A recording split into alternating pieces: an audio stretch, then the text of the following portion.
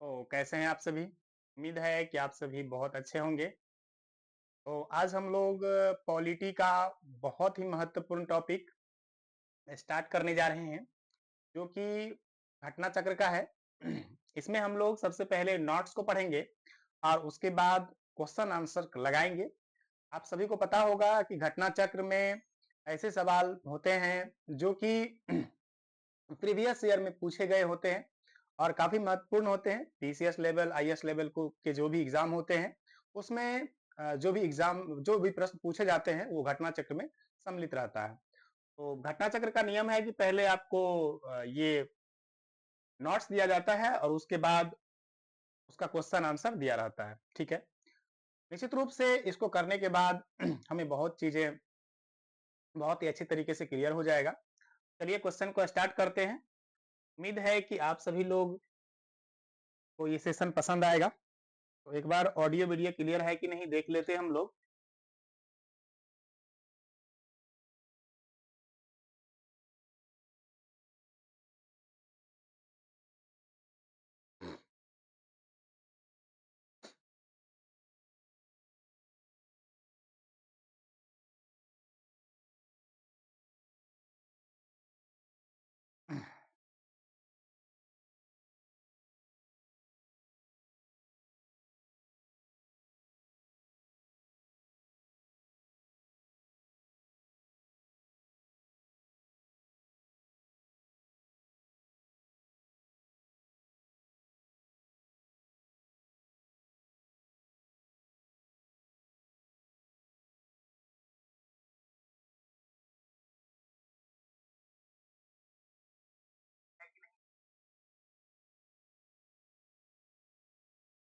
जो भी प्रश्न पूछे जाते हैं वो घटना चक्र में आता है।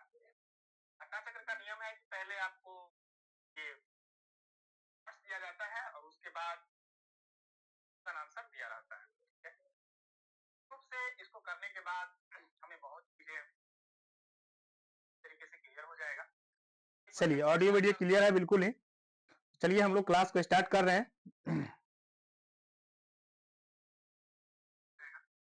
चलिए ऑडियो वीडियो क्लियर है।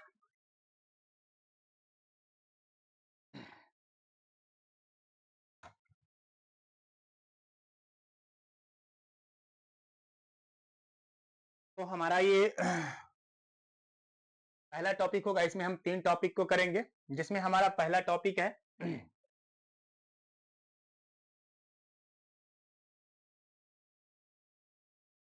संविधान सभा एवं संविधान निर्माण की प्रक्रिया।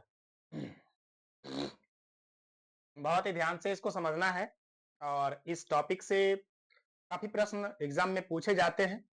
ठीक है, चलिए स्टार्ट करते हैं। भारतीयों की ओर से संविधान सभा की सर्वप्रथम मांग मई 1934 में रांची में स्वराज पार्टी ने की थी। वर्ष 1934 में ही भारत में संविधान सभा के गठन का विचार एमएन रॉय ने दिया था।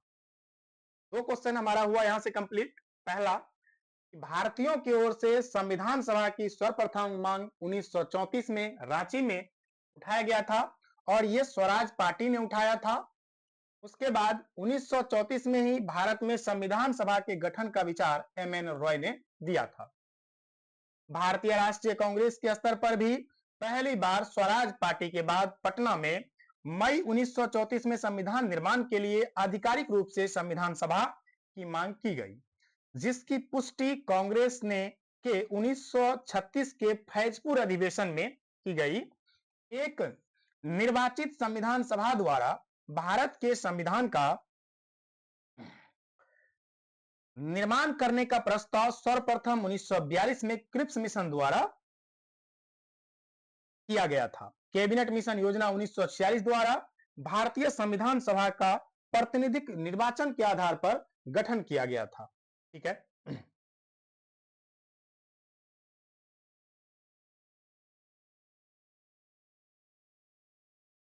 कैबिनेट मिशन की रिपोर्ट के अनुसार संविधान सभा निर्वाचित होनी थी और प्रांतों के प्रतिनिधि जनसंख्या के आधार पर होना था। इसके तहत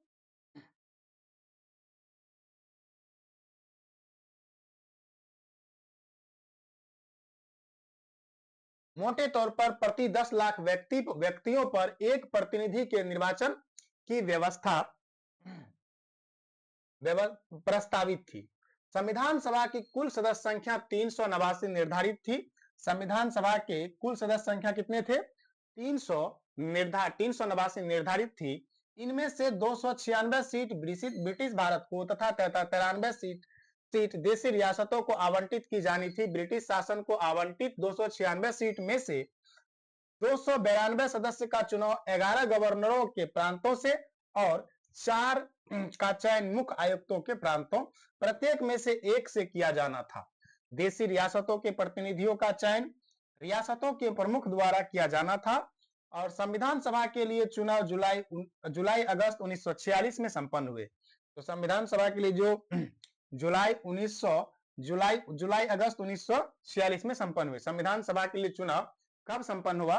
तो जुलाई 1946 में, जुलाई अगस्त 1946 में 296 सीट जो ब्रिटिश भारत को आवंटित था में से कांग्रेस को 208, मुस्लिम लीग को 73, मुस्लिम लीग को कितना मिला? 73 और कांग्रेस को कितना मिला? 208 तथा छोटे समूह व स्वतंत्र सदस्यों को 15 सीट मिली। देशी रियासतों ने प्रारंभ में संविधान सभा में भाग नहीं लिया। 28 अप्रैल 1947 को प्रारंभ संविधान सभा के तृतीय अधिवेशन से इनमें भारतीय देशी रियासतों के प्रतिनिधि क्रमिक रूप से शामिल होना प्रारंभ हुए। संविधान सभा मुख्यतः अप्रत्यक्ष निर्वाचन का परिणाम था। संविधान सभा कैसा परिणाम था? संविधान सभा मुख्यतः अप्रत्यक्ष निर्वाचन का परिणाम था। अप्रत्यक्ष का मतलब होता है जिसमें जनता डायरेक्ट वोट नहीं करती है, जिस तरीके से राष्ट्रपति का चुनाव, ठीक है। प्रत्यक्ष रूप का मतलब होता है जिसे लोकसभा और विधानसभा का जो चुनाव होता है उसमें जनता अपने प्रतिनिधि को डायरेक्ट चुनते हैं, ठीक है। उसके बाद देखिए, प्रांतों की विधानसभाओं का उपयोग निर्वाचक मंडल के रूप में किया गया। यह निर्वाचक वयस्क मताधिकार पर आधारित नहीं था। इस बात को ध्यान रखना है, यह वयस्क मताधिकार पर आधारित नहीं था, इस बात को ध्यान रखना है। नेक्स्ट,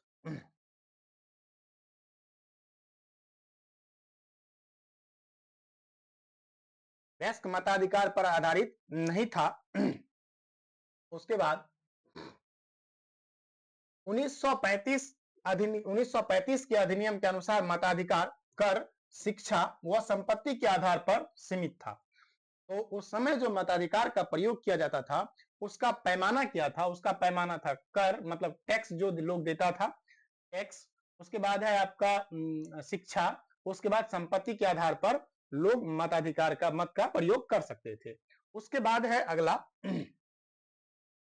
20 नवंबर 1946 को वायसराय ने निर्वाचित प्रतिनिधियों को आमंत्रित किया। वे 9 दिसंबर 1946 को संविधान सभा की पहली बैठक में उपस्थित हों, ठीक है। तो संविधान सभा की पहली बैठक कब हुई थी? 9 दिसंबर 1946। संविधान सभा की पहली बैठक 9 दिसंबर 1946। 9 दिसंबर 1946 को सभा की पहली बैठक में कुल 207 सदस्य भाग लिए थे। कितने सदस्य? कुल 207 सदस्य भाग लिए थे।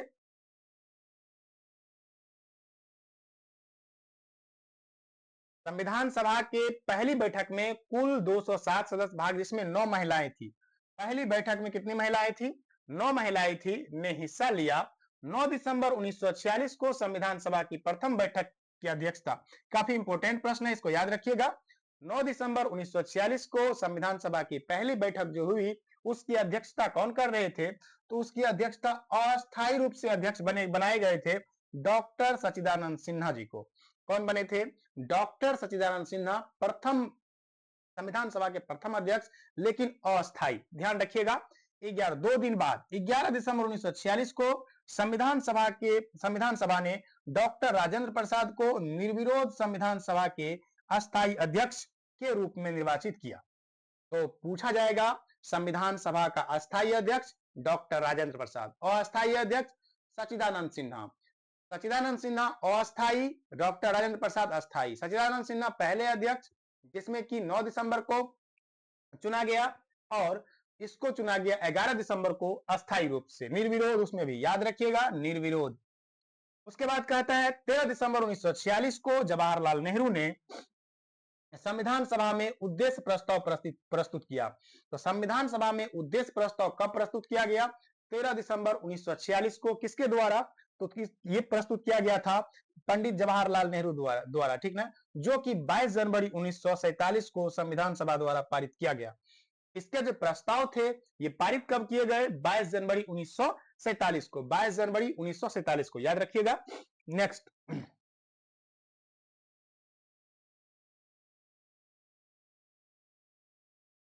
उसके बाद कहता है माउंट बेटन योजना। माउंट बेटन योजना 3 जून 1947 के तहत हुए विभाजन के परिणाम स्वरूप पाकिस्तान के लिए एक पृथक संविधान सभा का गठन किया गया तथा मूल यानी भारतीय संविधान सभा के सदस्यों की कुल संख्या 299 रह गई, जिसमें भारतीय प्रांतों के 229 प्रतिनिधि और भारतीय रियासतों के 70 प्रतिनिधि शामिल थे। भारतीय संविधान सभा के निर्माण भारतीय संविधान के निर्माण और उसके अंगीकृत होने तक में संविधान सभा को कुल 2 वर्ष 11 माह 18 दिन का समय लगा। संविधान बनाने में कितना समय लगा? तो 2 वर्ष 11 माह 18 दिन। 2 वर्ष 11 माह 18 दिन का समय लगा। ज्ञातव्य है कि लोकसभा और राज्यसभा की वेबसाइट पर इन संदर्भ में 2 वर्ष 11 महीना 17 दिन का समय मिलता है, जिनका कारण संभवतः संविधान सभा द्वारा अंगीकृत किए जाने के दिन को संविधान निर्माण की अवधि में शामिल न किया जाना है। तो राज्यसभा और लोकसभा की वेबसाइट पर 2 वर्ष 11 महीना 18 दिन का टाइम लिखा हुआ मिलता है, लेकिन वो बताया जाता है कि संविधान सभा द्वारा अंगीकृत जिस दिन को अंगीकृत किया गया था उस दिन के शामिल नहीं किया गया। इसके लिए कुल 11 अधिवेशन और अवधि 165 दिन हुए थे, जिसमें से 114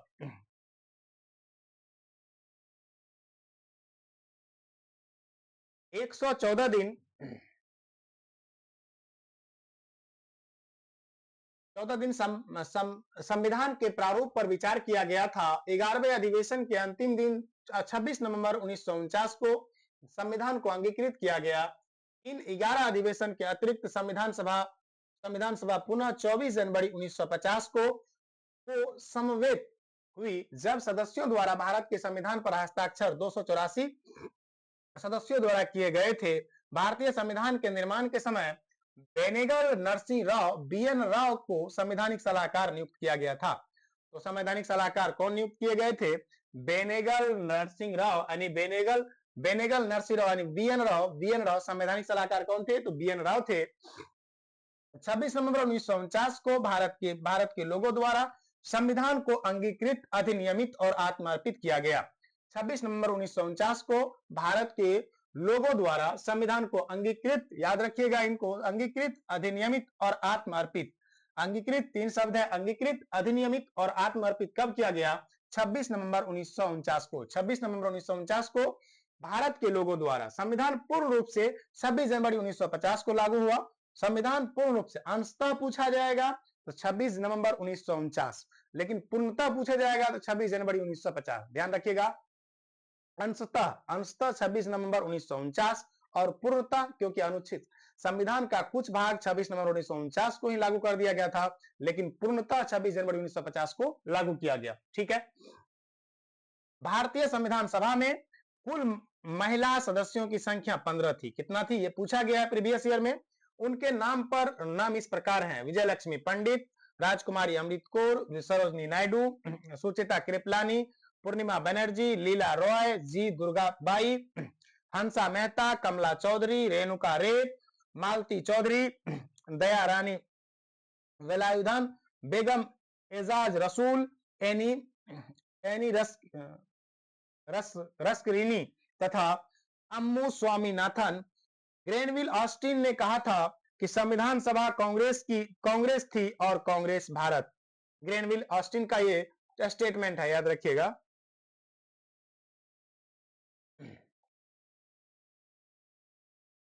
दो सितंबर 1946 को अंतरिम सरकार का गठन किया गया। इसमें मुस्लिम लीग के सदस्य शामिल नहीं हुए, हालांकि उनके शामिल होने के लिए विकल्प खुला रखा गया था। अंततः 26 अक्टूबर 1946 को जब सरकार का पुनर्गठन किया गया, तब मुस्लिम लीग के 5 प्रतिनिधियों के कैबिनेट में शामिल किया गया। चलिए अब हम लोग आते हैं क्वेश्चन पर। हमारा क्वेश्चन यहां से स्टार्ट हो रहा है।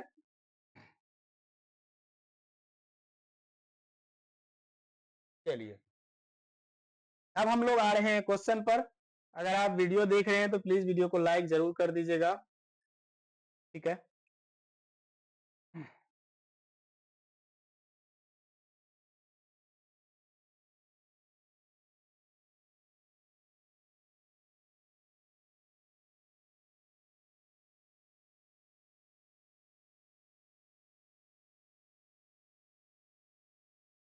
चलिए तो यहाँ पर हमारा पहला क्वेश्चन है, भारत के लिए संविधान की रचना हेतु संविधान सभा का विचार निम्नलिखित में से सर्वप्रथम किसने प्रस्तुत किया था। कहता है भारत के लिए संविधान की रचना हेतु संविधान सभा का विचार निम्नलिखित में सर्वप्रथम किसने प्रस्तुत किया था। तो इसका राइट आंसर हो जाएगा स्वराज पार्टी ने 1934 में। आगे है, मई 1934 में रांची में स्वराज पार्टी ने आत्मनिर्णय के अधिकार की मांग की और एक प्रस्ताव पारित किया गया जिसमें कहा गया कि वयस्क मताधिकार के आधार पर निर्वाचित भारतीय प्रतिनिधियों की एक संविधान सभा होगी जो संविधान का निर्माण करेगी। भारतीयों की ओर से संविधान सभा की मांग करने का यह प्रथम अवसर था। मतलब भारतीयों की ओर से संविधान की मांग प्रथम बार किया गया था 1934 में, ठीक है। नेक्स्ट क्वेश्चन, स्वतंत्रता के पूर्व के दिनों में प्रारंभ में किसने संविधान निर्मात्री सभा का विचार प्रस्तुत किया। तो ये होगा बी.एन. राव। इसका ऑप्शन ए सही हो जाएगा।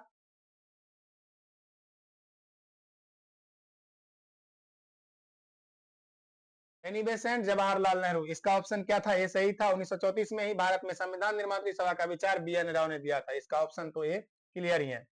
नेक्स्ट क्वेश्चन देखिए, क्वेश्चन नंबर 3 है, एक निर्वाचित संविधान सभा द्वारा भारत के संविधान का निर्माण करने का प्रस्ताव किया गया था। संविधान के निर्माण का प्रस्ताव किया गया था, कब किया गया था बताइएगा। एक निर्वाचित संविधान सभा का द्वारा संविधान के निर्माण करने का प्रस्ताव कब पारित किया गया था। तो इसका ऑप्शन हो जाएगा भारत सरकार अधिनियम 1935 द्वारा। भारत सरकार अधिनियम एक निर्वाचित संविधान सभा द्वारा भारत के संविधान का निर्माण करने द्वितीय विश्व युद्ध के समाप्त होने के पश्चात का प्रस्ताव सर्वप्रथम क्रिप्स मिशन 1942 द्वारा किया गया था। नेक्स्ट अगला क्वेश्चन है, कैबिनेट मिशन योजना के अंतर्गत संविधान निर्मात्री परिषद में प्रत्येक प्रांत को आवंटित सदस्य संख्या निर्धारित करने के लिए एक प्रतिनिधि कितनी जनसंख्या के अनुपात में था। एक प्रतिनिधि हमने पढ़ा था कि एक प्रतिनिधि 10 लाख प्रति व्यक्ति के 10 लाख व्यक्ति पर एक 10 लाख व्यक्ति पर एक प्रतिनिधि था। 10 लाख व्यक्ति पर कितना प्रतिनिधि था, एक प्रतिनिधि था। नेक्स्ट क्वेश्चन,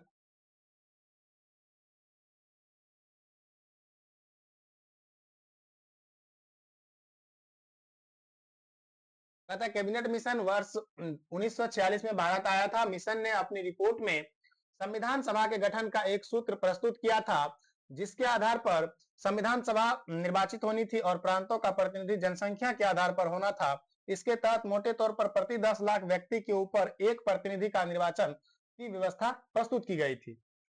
नेक्स्ट क्वेश्चन है क्वेश्चन नंबर 5 देखिए, इन व्यक्तियों में से कौन कैबिनेट मिशन का सदस्य नहीं था। आप याद रखना आपको, देखिए कौन कैबिनेट मिशन का सदस्य नहीं। कैबिनेट मिशन के 3 सदस्य थे, आपको इसमें बताना है कि इसमें से कौन कैबिनेट मिशन का सदस्य नहीं था।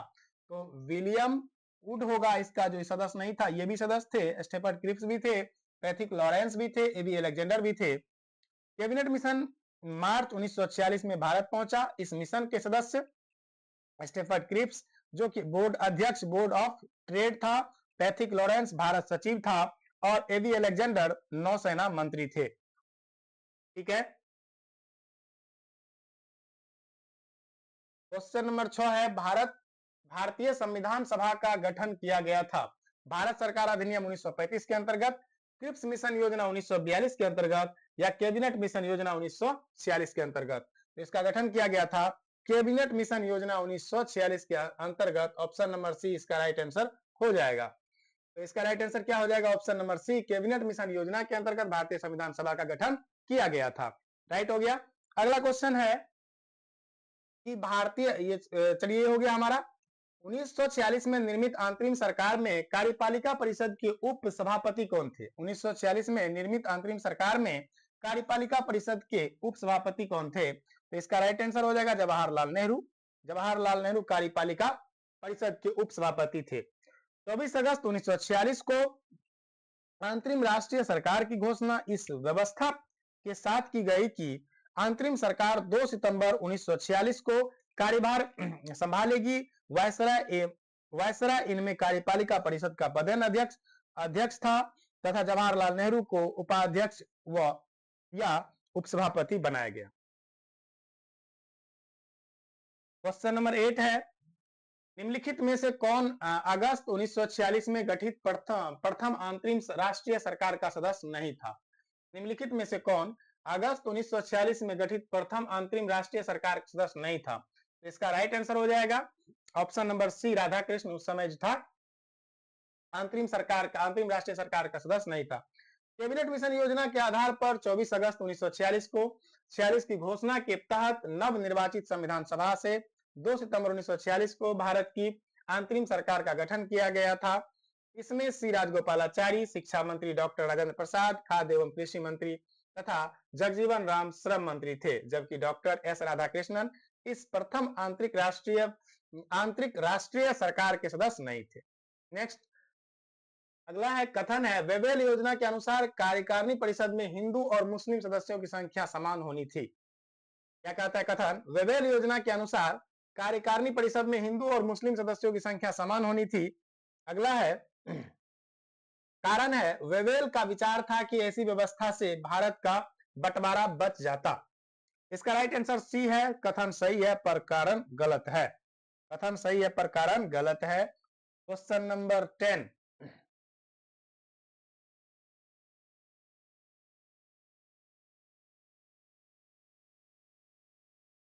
पहले इसका व्याख्या देख लेते हैं।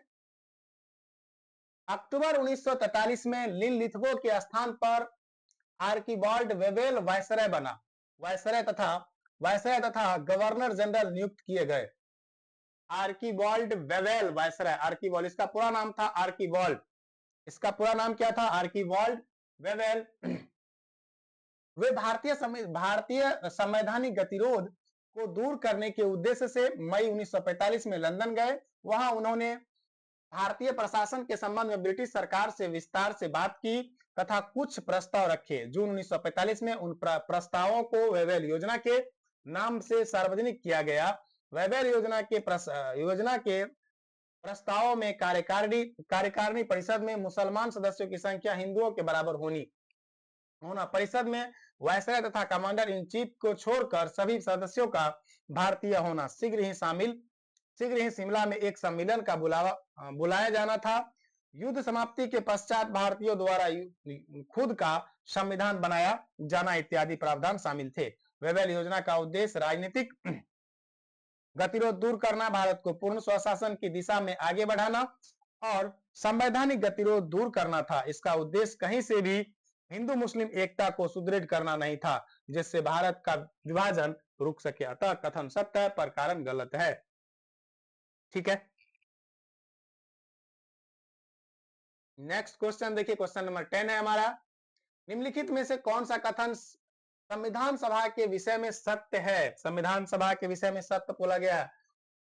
वह वयस्क मताधिकार पर आधारित था? बिल्कुल नहीं था। वयस्क मताधिकार पर बिल्कुल। वह प्रत्यक्ष निर्वाचन का परिणाम था? बिल्कुल नहीं था। वह बहुदलीय निकाय थी?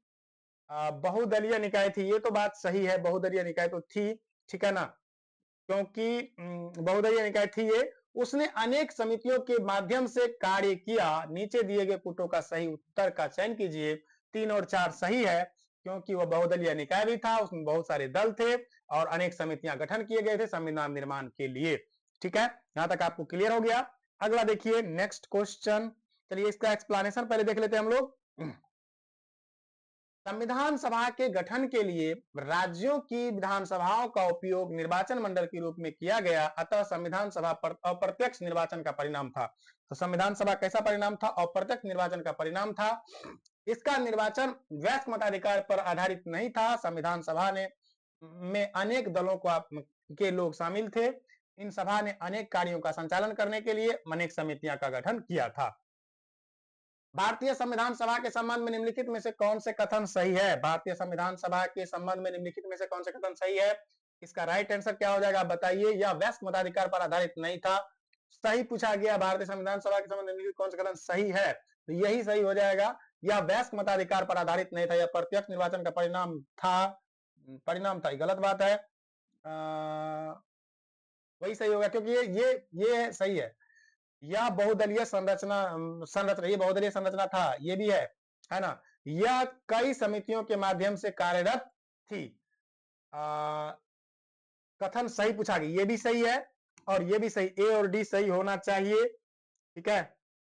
ए और डी, 11 नंबर का ए और डी। चलिए 11 नंबर का ए और डी सही है, ठीक है। इसका आंसर ए हो जाएगा, ए और डी। अगला क्वेश्चन, निम्नलिखित में से संविधान सभा के बारे में गलत कथन कौन सा है? संविधान सभा के बारे में गलत कथन बताना है, कौन सा है? संविधान सभा के बारे में गलत कथन बताना है, कौन सा है? इनमें बड़ी संख्या में समितियां की मदद से काम किया, उसमें से प्रारूप समिति सबसे महत्वपूर्ण थी। कहता है इसमें से गलत कथन बताना है आपको, गलत। तो ये तो सही है, ये सही है। निम्नलिखित में से संविधान सभा के बारे में गलत कथन कौन सा है? इनमें बड़ी संख्या में समितियां की मदद से काम किया गया, उसमें से प्रारूप समिति सबसे महत्वपूर्ण, ये भी बात सही है। प्रारूप समिति सबसे महत्वपूर्ण थी, ये सही है। अल्पसंख्यक समुदाय जैसे ईसाई, एंग्लो इंडियन और पारसियों को भी पर्याप्त प्रतिनिधित्व दिया गया, ये भी सही है। इसका निर्वाचन सार्वभौम वयस्क मताधिकार के आधार पर किया गया, ये बात बिल्कुल गलत है। क्वेश्चन निगेटिव है, इसलिए इसका आंसर निगेटिव होगा, ये भी सही होगा। इनकी चुनाव प्रक्रिया 1935 के अधिनियम की 6वीं अनुसूची पर आधारित थी। कर, संपत्ति और शैक्षिक योग्यता के कारण मताधिकार सीमित था। मतलब ये बात आप पहले भी नोट्स में पढ़ चुके हैं, ठीक है। इसका राइट आंसर हो जाएगा सी, क्योंकि क्वेश्चन निगेटिव था इसलिए आंसर उसका निगेटिव होगा। चलिए इसके एक्सप्लेनेशन को पढ़ते हैं। एक्सप्लेनेशन है, संविधान सभा के सदस्यों का निर्वाचन प्रांतीय विधानसभाओं के सदस्य द्वारा अप्रत्यक्ष निर्वाचन के आधार पर हुआ था, न कि सार्वभौम वयस्क मताधिकार के आधार पर। प्रत्यक्ष निर्वाचन द्वारा कर, संपत्ति और शैक्षिक योग्यता के आधार पर मताधिकार प्रदान किया गया था, सभी को मताधिकार प्राप्त नहीं था। ये बात क्लियर हो गया। क्वेश्चन नंबर कितना है? 12। क्वेश्चन नंबर 12 हो गया। क्वेश्चन नंबर 13 देखिए।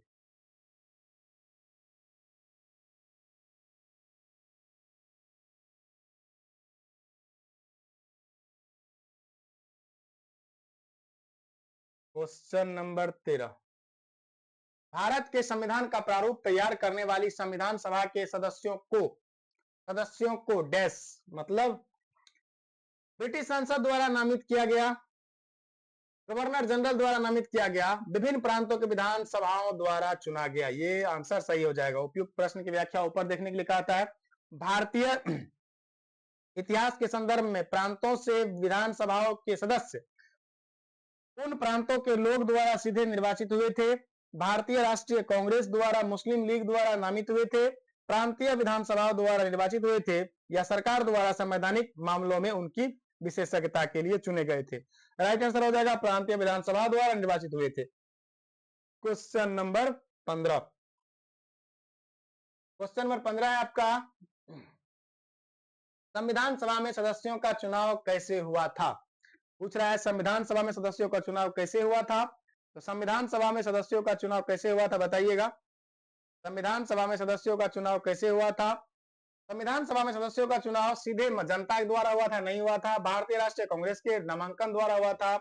नहीं हुआ था। भारतीय राज्यों के शासकों द्वारा हुआ था? प्रांतीय सभाओं द्वारा हुआ था। संविधान सभा में सदस्यों का चुनाव कैसे हुआ था? तो प्रांतीय सभाओं द्वारा। संविधान सभा में सदस्यों का चुनाव प्रांतीय सभाओं द्वारा। नेक्स्ट, इसका एक्सप्लेनेशन आपको ऊपर मिल जाएगा, मतलब इसको पहले हम लोग डिफाइन कर चुके हैं, मतलब पढ़ चुके हैं इसके बारे में।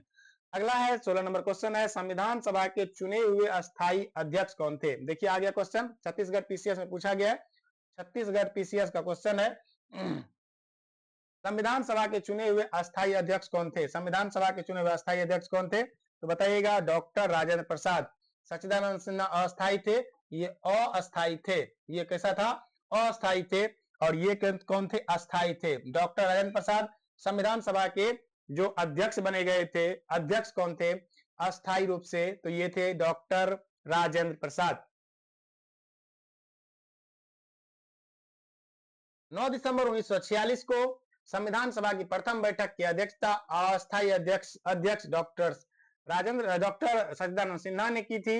11 दिसंबर 1946 को संविधान सभा ने डॉक्टर राजेंद्र प्रसाद को निर्विरोध संविधान सभा के अस्थायी अध्यक्ष के रूप में निर्वाचित किया था। क्वेश्चन नंबर 17 देखिए, संविधान सभा की प्रथम बैठक की अध्यक्षता किसने की थी? फिर से वही बात रिपीट हो गया, प्रथम बैठक की अध्यक्षता हो गया। पहले वहां पर पूछा गया था अस्थायी, यहाँ पर पूछा गया अध्यक्षता। प्रथम बैठक की अध्यक्षता कौन किया था? तो सच्चिदानंद सिन्हा जी किए थे। और प्रथम बैठक की अध्यक्षता कौन किए थे? डॉक्टर सच्चिदानंद सिन्हा। प्रथम बैठक की अध्यक्षता कौन किए थे? डॉक्टर सच्चिदानंद सिन्हा। नेक्स्ट क्वेश्चन देखिए, भारतीय संविधान सभा के उद्घाटन अधिवेशन की अध्यक्षता की गई। भारतीय संविधान सभा के उद्घाटन अधिवेशन की अध्यक्षता की गई थी। किसके द्वारा की गई थी? किसके द्वारा की गई थी? भारतीय संविधान सभा के उद्घाटन अधिवेशन की अध्यक्षता किसके द्वारा की गई थी? इसका राइट आंसर हो जाएगा आपका, इसका राइट आंसर हो जाएगा डॉक्टर सच्चिदानंद सिन्हा। डॉक्टर सच्चिदानंद उद्घाटन के हैं या प्रथम के हैं, बात एक ही है। प्रथम बैठक की अध्यक्षता के हैं या उद्घाटन के हैं, तो इसका बात एक ही है। दोनों का आंसर क्या हो जाएगा? डॉक्टर सच्चिदानंद सिन्हा। डॉक्टर सच्चिदानंद सिन्हा। नेक्स्ट क्वेश्चन देखिए,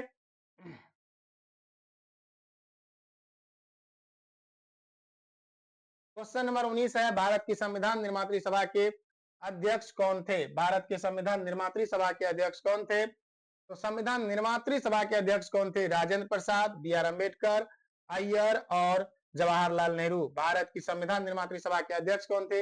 यहाँ पर प्रथम नहीं लगाया गया। अगर प्रथम लगाया गया होता, या ये भी हो सकता था कि अगर यहाँ पर 4 ऑप्शन था और ये भी पूछता संविधान निर्मात्री सभा के सदस्य कौन थे, अध्यक्ष कौन थे, और राजेंद्र प्रसाद ना होके सच्चिदानंद सिन्हा होता, तो आंसर वो हो सकता था। इसलिए इसका राइट आंसर हो जाएगा ए आपका। चलिए क्वेश्चन नंबर 20 को देखते हैं हम लोग। स्वतंत्र भारत की संविधान सभा के अध्यक्ष कौन थे?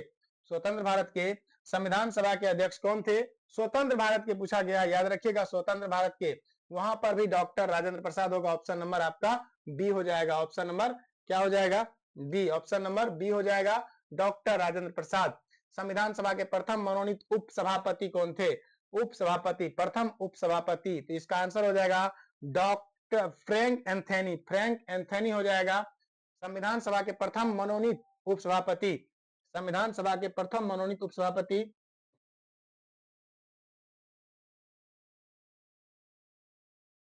संविधान सभा के प्रथम मनोनीत उपसभापति कौन थे? तो इसका आंसर हो जाएगा फ्रैंक एंथनी। फ्रैंक एंथनी कौन थे? संविधान सभा के प्रथम अस्थायी उपसभापति या उपाध्यक्ष फ्रैंक एंथनी थे, जिन्हें 9 दिसंबर 1946 को अस्थायी सभापति या अध्यक्ष सभापति किसको बनाया गया था? तो सभापति या अध्यक्ष सच्चिदानंद सिन्हा द्वारा मनोनीत किया गया। एच.सी. मुखर्जी संविधान सभा के पहले अस्थायी उपाध्यक्ष थे। पहले अस्थायी उपाध्यक्ष एच.सी. मुखर्जी थे। क्वेश्चन नंबर हमारा हो गया है 21। 22 की तरफ चलते हम लोग। 22 है हमारा, भारतीय संविधान सभा की स्थापना की गई। भारतीय संविधान सभा की स्थापना कब की गई थी? 9 दिसंबर 1946 को। भारतीय संविधान सभा की स्थापना कब की गई? तो 9 दिसंबर 1946। 9 दिसंबर 1946। भारतीय संविधान सभा की स्थापना की बात अगर करेगा तो हम बोलेंगे 9 दिसंबर 1946। भारतीय संविधान सभा की स्थापना कब की गई? 9 दिसंबर 1946। भारतीय संविधान सभा की स्थापना कब की गई? तो 9 दिसंबर 1946। भारतीय संविधान सभा की स्थापना कब की गई? 9 दिसंबर 1946 को। भारतीय संविधान सभा की स्थापना 9 दिसंबर 1946 को उनकी प्रथम बैठक के आरंभ होने के साथ हुई। उसी दिन भारतीय संविधान सभा की प्रथम बैठक भी स्टार्ट हुआ। उसी दिन क्या हुआ? भारतीय संविधान सभा की प्रथम बैठक भी स्टार्ट हो गया। नेक्स्ट क्वेश्चन, क्वेश्चन नंबर 23 है, संविधान सभा की प्रथम बैठक कब हुई? संविधान सभा की प्रथम बैठक पूछा गया, तो यहाँ पर आंसर हो जाएगा आपका 9 दिसंबर 1946 को संविधान सभा की प्रथम बैठक, 9 दिसंबर 1946 को संविधान सभा की प्रथम बैठक हुई। कब हुई? 9 दिसंबर 1946 को। नेक्स्ट क्वेश्चन, संविधान सभा का गठन कब हुआ था? तो वही बात है, संविधान सभा का दिसंबर 1946 डेट नहीं डाला गया है। चलिए अगला क्वेश्चन, क्वेश्चन नंबर 25, भारत की संविधान सभा का प्रथम अधिवेशन कब शुरू हुआ? तो प्रथम अधिवेशन 9 दिसंबर 1946, option number B right answer हो जाएगा इसका, 9 दिसंबर 1946, option number B right answer है। देखिए यहाँ पर दिया हुआ है ऑप्शन नंबर बी। अगला क्वेश्चन लेते हैं हम लोग, क्वेश्चन नंबर 26, भारतीय संविधान सभा की पहली बैठक कब हुई? कई बार रिपीट हुआ, रिपीट कई बार हो रहा है इसका ये क्वेश्चन, है ना। 9 दिसंबर 1946 हो गया। भारत को एक संविधान देने का प्रस्ताव संविधान सभा द्वारा पारित किया गया था। भारत को एक संविधान देने का प्रस्ताव संविधान द्वारा पारित किया गया था। भारत को एक संविधान देने का प्रस्ताव कब पारित किया गया था? भारत को एक संविधान देने का प्रस्ताव संविधान द्वारा कब पारित किया गया था? तो इसका राइट आंसर हो जाएगा 22 जनवरी 1947, 22 जनवरी 1947। एक्सप्लेनेशन है, 22 जनवरी 1947 को संविधान सभा द्वारा भारत को एक संविधान देने का उद्देश्य प्रस्ताव पारित किया गया। उद्देश्य प्रस्ताव को 13 दिसंबर 1946 को संविधान सभा में जवाहरलाल नेहरू द्वारा पेश किया गया था। आगे चलकर यही उद्देश्य प्रस्ताव प्रस्तावना का प्रारूप बना। जो उद्देश्य प्रस्ताव जवाहरलाल नेहरू द्वारा पारित पेश किया गया था, वही उद्देश्य प्रस्ताव आगे चलकर उद्देश्य प्रस्ताव बना। राइट। नेक्स्ट क्वेश्चन है आपका, संविधान सभा के सम्मुख संविधान की प्रस्तावना का प्रस्ताव किसने रखा? तो इसका राइट आंसर ए हो जाएगा, इसको आप तो कई बार पढ़ चुके हैं।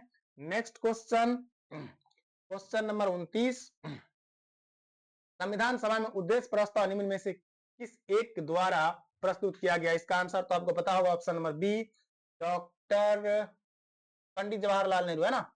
नेक्स्ट क्वेश्चन, क्वेश्चन नंबर 30 है, भारतीय संविधान के निर्माण से संबंधित निम्नलिखित कथनों में से कौन सही है? चलिए क्वेश्चन आ गया अच्छा वाला, तो इनको पढ़िए। भारतीय संविधान के निर्माण से संबंधित निम्नलिखित कथनों में से कौन सही है? भारतीय संविधान के निर्माण निम्नलिखित में से कौन कथन सही पूछा गया है? तो चलिए ऑप्शन पढ़ ले, पंडित जवाहरलाल नेहरू के उद्देश्य प्रस्ताव का जो संविधान सभा द्वारा स्वीकार किया गया था, संविधान के निर्माण पर असर था। अगला है, उद्देशिका बहुत महत्वपूर्ण उद्देश्यों की पूर्ति करती है। और अगला ऑप्शन है, संविधान को भारत के लोगों के ने आदेशित किया, ये भी सही है। राज्य के मुखिया को लोग प्रत्यक्ष रूप से निर्वाचित करते थे। तो इसका ऑप्शन 1, 2, 3 हो गया सही, लेकिन चौथा गलत है। चलिए इसका एक्सप्लेनेशन देखते हैं। भारतीय संविधान के तहत राज्य के मुखिया अर्थात राष्ट्रपति का निर्वाचन लोगों द्वारा प्रत्यक्ष रूप से नहीं बल्कि अप्रत्यक्ष रूप से जनप्रतिनिधियों यानी सांसद एवं विधायक के निर्वाचन सदस्यों के माध्यम से किया जाता है। अन्य 3 सही हैं और चौथा जो है वो गलत है। चलिए नेक्स्ट, भारतीय संविधान को बनाने हेतु भारतीय संविधान सभा के कुल कितने अधिवेशन हुए? बताइए तो इसका राइट आंसर क्या हो जाएगा? इसका राइट आंसर हो जाएगा 12 अधिवेशन, जिसमें 165 दिन लगा था। 165 दिन और 12 अधिवेशन, 165 दिन और 12 अधिवेशन, 165 दिन और 12 अधिवेशन। भारतीय संविधान को बनाने हेतु भारतीय संविधान सभा के कुल कितने अधिवेशन हुए? तो 12 अधिवेशन और 165 दिन, 165 दिन। और पूछा जाएगा निर्माण में कितना? निर्माण में लगा था 2 वर्ष 11 महीना और 18 दिन, 2 वर्ष 11 महीना और 18 दिन लगा था। भारतीय संविधान के निर्माण में संविधान सभा को 2 वर्ष 11 महीना 18 दिन का समय लगा था और इस दौरान इनके कुल 11 अधिवेशन, कुल अवधि 165 दिन, अवधि की बात करा 165 दिन हुए थे। 11वें अधिवेशन के अंतिम दिन 26 नवंबर 1949 को संविधान को अंगीकृत किया गया था। इन 11 अधिवेशनों के अतिरिक्त संविधान सभा पुनः 24 जनवरी 1950 को समवेत हुई थी, जबकि सदस्यों द्वारा भारत के संविधान पर हस्ताक्षर किए गए।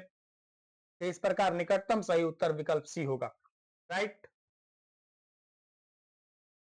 नेक्स्ट क्वेश्चन है क्वेश्चन नंबर 32, भारत की संविधान सभा की अंतिम बैठक की सही तिथि को बताइए।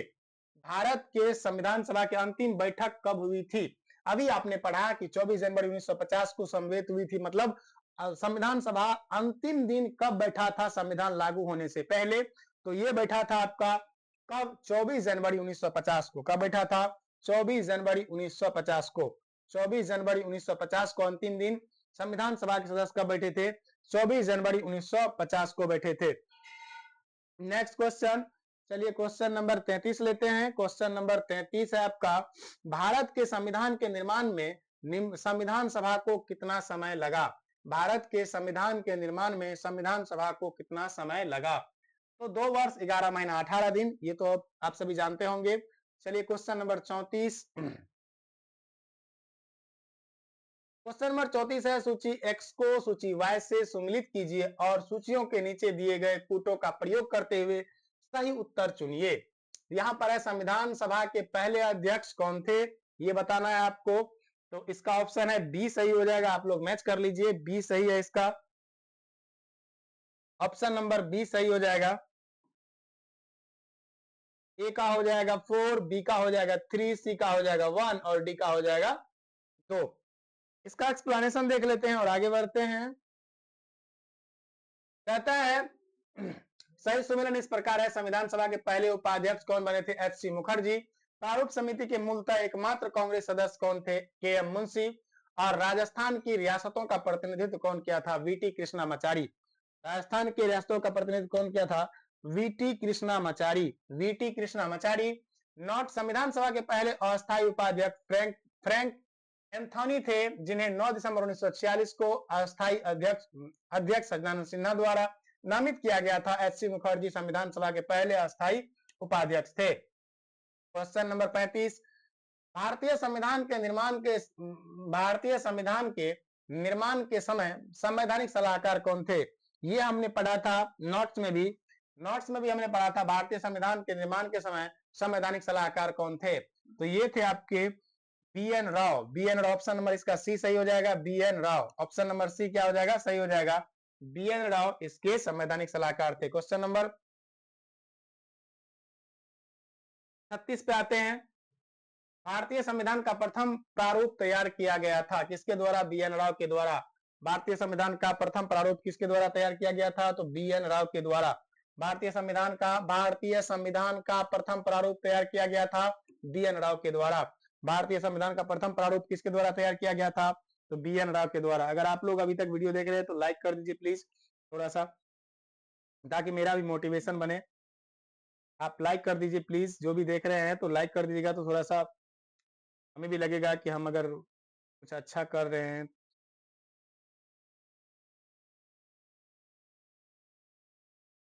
चलिए यहाँ देखते हैं हम, संविधान सभा के संवैधानिक सलाहकार बी एन राव द्वारा संविधान का पहला प्रारूप तैयार किया गया था, जिस पर विचार एवं परिवर्तन करके प्रारूप समिति द्वारा संविधान के समक्ष संविधान का मसौदा प्रस्तुत किया गया। बी एन राव के मूल प्रारूप में 243 अनुच्छेद और 13 अनुसूचियां थी। ये भी कभी पूछा जा सकता है। बी एन राव जो प्रस्तुत किया था अपना विचार, उसमें क्या था? 243 अनुच्छेद और 13 अनुसूचियां थी। क्वेश्चन नंबर 37 है, संविधान सभा में भारतीय संविधान का तृतीय वाचन कब प्रारंभ हुआ? संविधान सभा में भारतीय संविधान का तृतीय वाचन कब प्रारंभ हुआ? संविधान सभा में भारतीय संविधान का तृतीय वाचन कब प्रारंभ हुआ? तो ये प्रारंभ हुआ था, आपको इसका डेट नहीं दिया गया है। चलिए आगे देखते हैं एक्सप्लेनेशन क्या है। कहता है संविधान सभा में भारतीय संविधान का तृतीय वाचन 17 नवंबर 1949 से प्रारंभ हुआ और 26 नवंबर 1949 तक चला। अतः प्रश्न में दिए गए विकल्पों में कोई विकल्प सही नहीं है। क्वेश्चन नंबर 38 है, भारत का संविधान पूर्ण रूप से तैयार हुआ कब तैयार हुआ था? बताइए तो कब तैयार हुआ? भारत का संविधान पूर्ण रूप से तैयार होने की बात कर रहा है, तो तैयार हुआ था आपको 26 नवंबर 1949 को। आपने पढ़ रखा है कि सबसे पहले जब संविधान तैयार हुआ तो उस समय जिस समय संविधान बन के तैयार हुआ 26 नवंबर 1949 को कुछ अनुच्छेद को लागू कर दिया गया था, लेकिन पूर्णतः 26 जनवरी 1950 को लागू किया गया सभी अनुच्छेद को। भारत का संविधान पूर्ण रूप से तैयार हुआ। जब भी पूर्ण रूप की बात आएगी तो आंसर हो जाएगा 26 जनवरी 1950। 26 जनवरी 1950 आंसर होगा। हमेशा याद रखिएगा, जब भी संविधान को पूर्ण रूप से लागू करने की बात आएगी तो वहां आंसर क्या हो जाएगा? 26 जनवरी 1950, 26 जनवरी 1950। लेकिन अगर अंशतः लागू करने की बात आएगी 26 नवंबर 1950, 26 नवंबर 1949, सॉरी।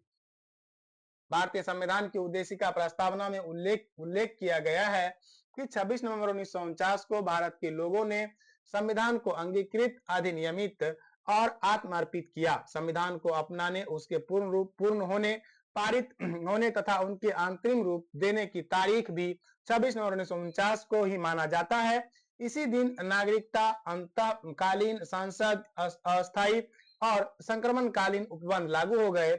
तथापि संविधान के शेष उपबंध 26 जनवरी 1950 को प्रभावी हुआ। अतः संविधान के पूर्ण रूप से लागू होने तथा पूर्ण रूप से क्रियान्वित होने की तिथि के रूप में 26 जनवरी 1950 को ग्रहण करते हैं।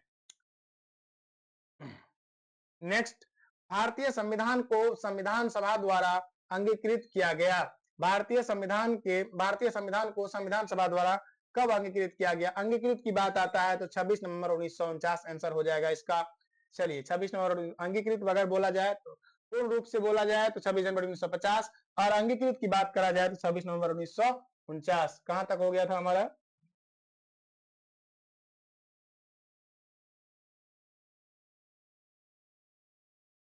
39 हो गया हमारा, 40 है यहाँ। चलिए क्वेश्चन नंबर 40 है, संविधान सभा द्वारा भारतीय संविधान को अंगीकृत किया गया था। संविधान सभा द्वारा भारतीय संविधान को अंगीकृत किया गया था। कब अंगीकृत किया गया था?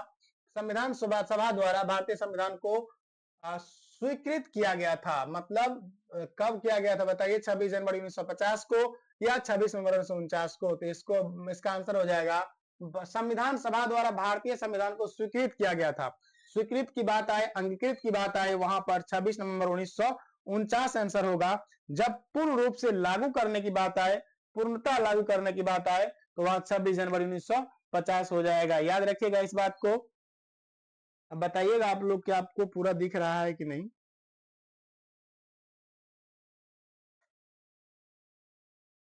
आप लोग बताइएगा कि आप लोग को दिख रहा है कि नहीं पूरा? हमको तो लग रहा है आपको दिख रहा होगा। और ऑडियो वीडियो जा रही है कि नहीं? शायद दिख रहा होगा। बताइएगा कि आप लोग को दिख रहा है कि नहीं? लग रहा है आपको दिख रहा होगा। बिल्कुल दिख रहा है, कोई दिक्कत नहीं है।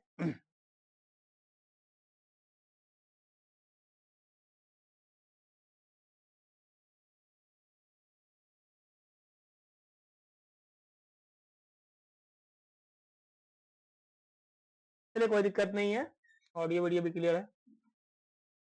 चलिए कहां तक हम लोग देख लिए थे? संविधान सभा द्वारा भारतीय संविधान को स्वीकृत किया गया था। तो स्वीकृति की बात आए, अंगीकृत की बात आए, यहाँ पर हम 49 आंसर लगाते हैं, 26 नवंबर 1949 लगाते हैं।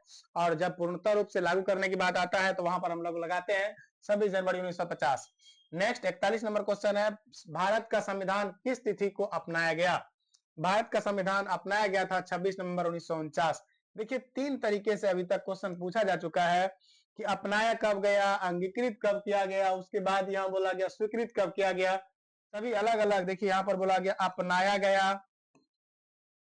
अपनाया गया, उसके बाद है स्वीकृत किया गया, ये भी भाषा प्रयोग किया गया, और अंगीकृत किया गया। अंगीकृत, अंगीकृत की बात आए, ये सभी चीजें कब लागू की गई थी? ये सभी चीजें 26 नवंबर 1949 को। इन सभी भाषा का अगर प्रयोग करता है तो आप इसका 26 नवंबर 1949 आंसर देंगे। और बोला जाएगा अगर इसमें अंशतः लागू करने की बात किया तो भी आप 26 नवंबर 1949 आंसर देंगे। लेकिन जब पूर्णतः लागू करने की बात आएगी तो वहां पर 26 जनवरी 1950 उसका आंसर देंगे। चलिए नेक्स्ट क्वेश्चन हमारा है,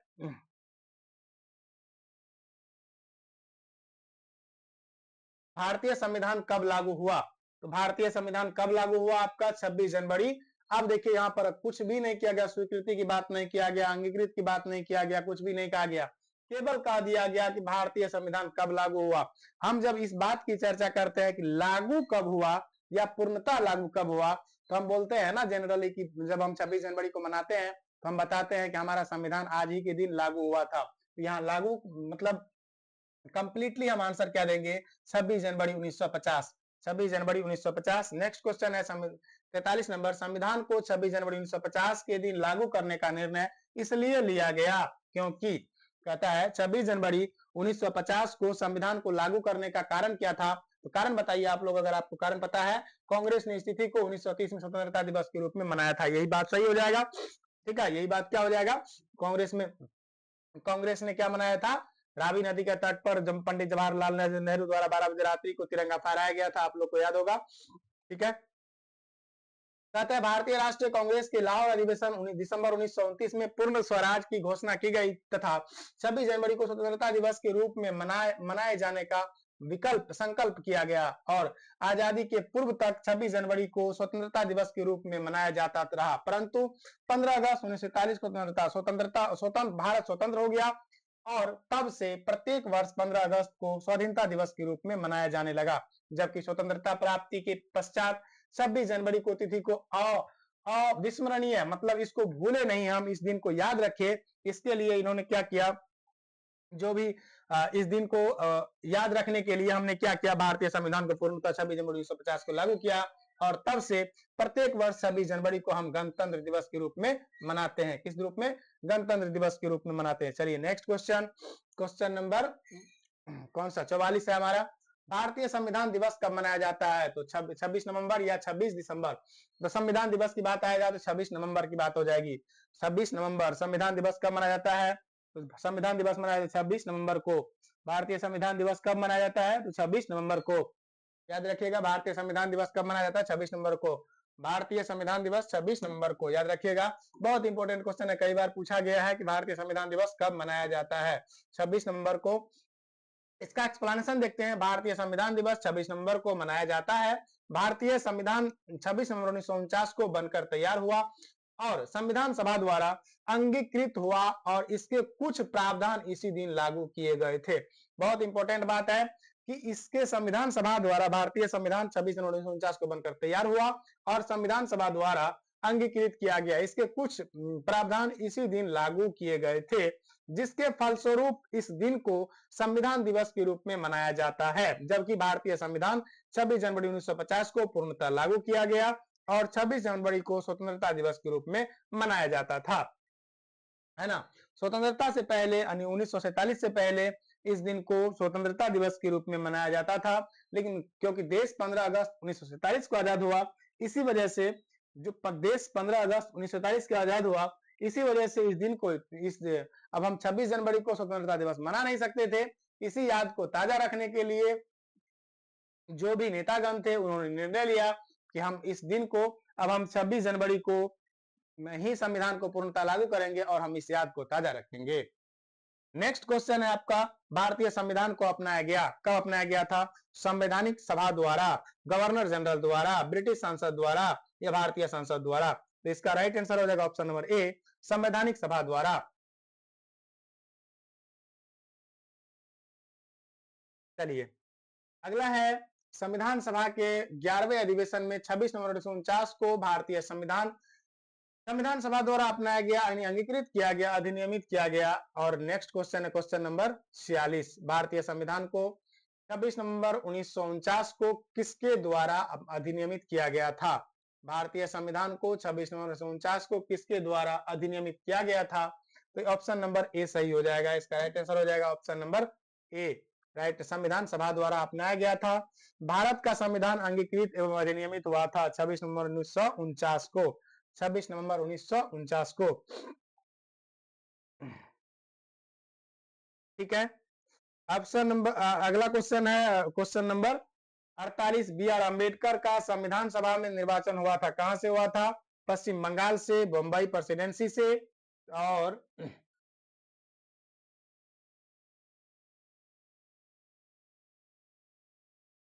तत्कालिक मध्य भारत से या पंजाब से? इसका ऑप्शन क्या होगा, आंसर सही हो जाएगा आपका। इसका निर्वाचन कहां से हुआ था? मुंबई प्रेसिडेंसी से। ठीक है,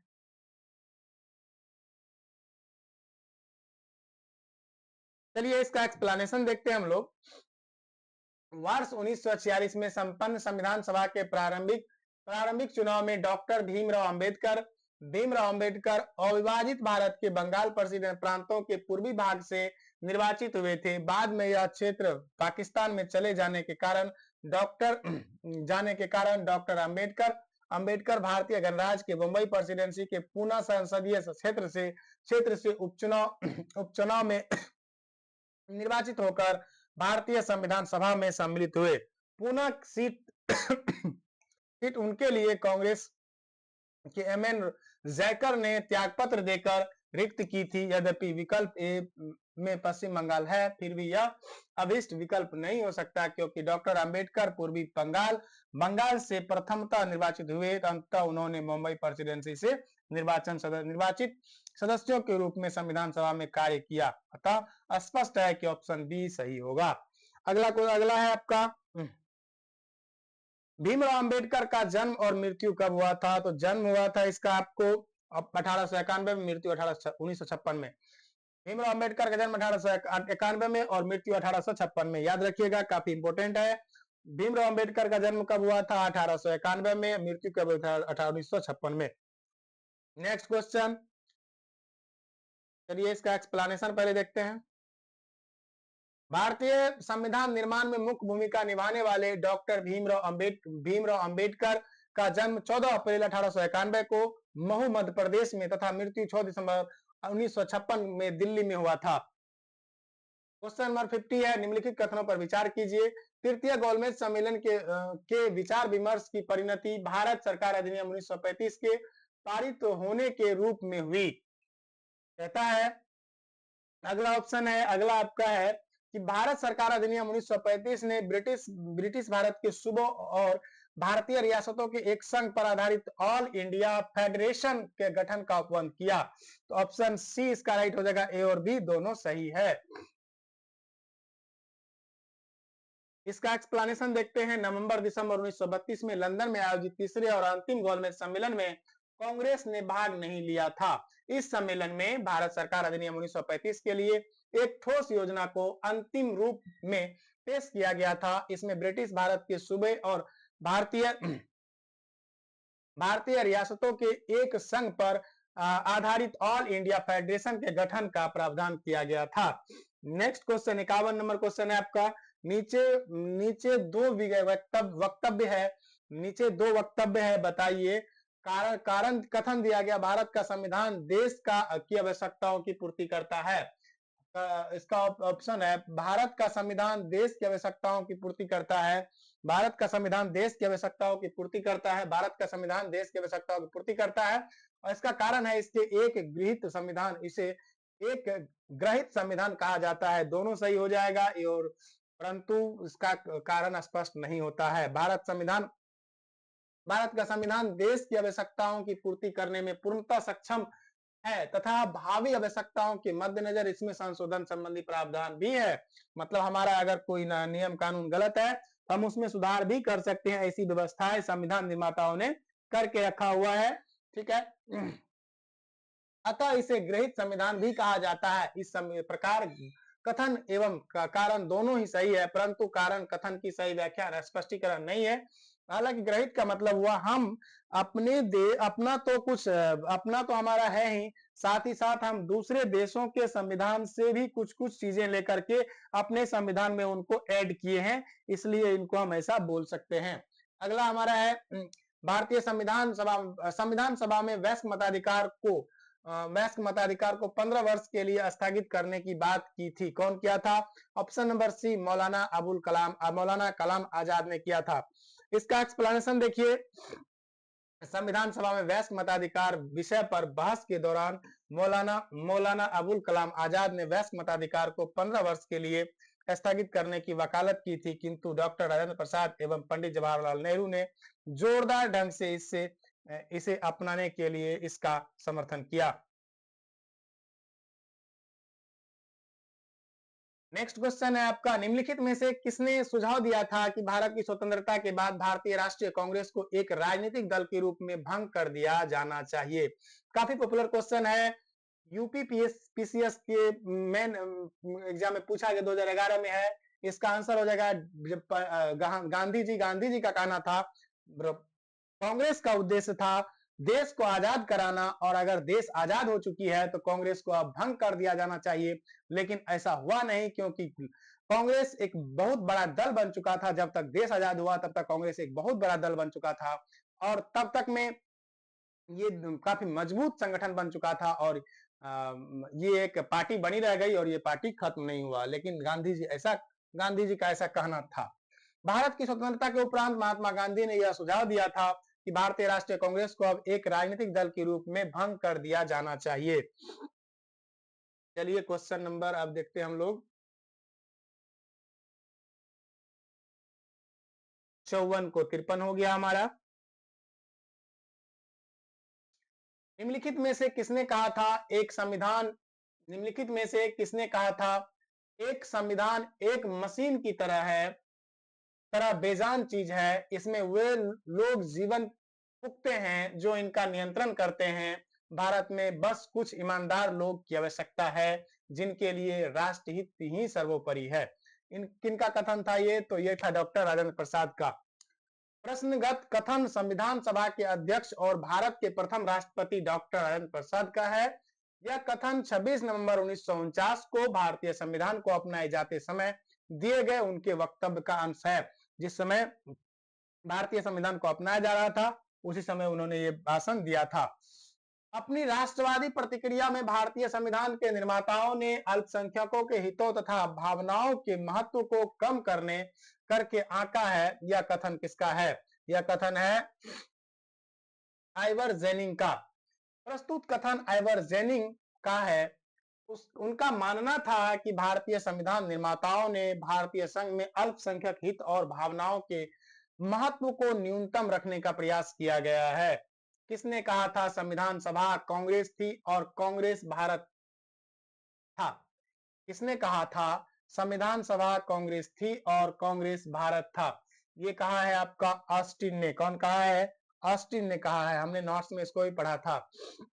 संविधान सभा कांग्रेस थी और कांग्रेस भारत था। यह वक्तव्य पद्मश्री पुरस्कार प्राप्त इतिहासकार ग्रेनविल ऑस्टिन का था। यह वक्तव्य उनकी पुस्तक द इंडियन कॉन्स्टिट्यूशन में वर्णित है। नेक्स्ट क्वेश्चन आपका है भारतीय संविधान सभा में कुल कितनी महिला सदस्य थी? ऑप्शन नंबर ए सही हो जाएगा, 15 हो जाएगा। आज का यह सेशन यही समाप्त करते हैं हम लोग। ठीक है, निश्चित रूप से आपको हम लोग 57 क्वेश्चन किए और इसका नोट्स भी किए। कल से हम लोग कोशिश करेंगे कि इस क्लास को सवेरे स्टार्ट किया जाए 7 बजे के लगभग, और कम से कम 10 बजे तक, क्योंकि हम लोग कम से कम 100 से प्लस क्वेश्चन को करेंगे। ठीक है, तो मिलते हैं नेक्स्ट क्लास में। Thank you.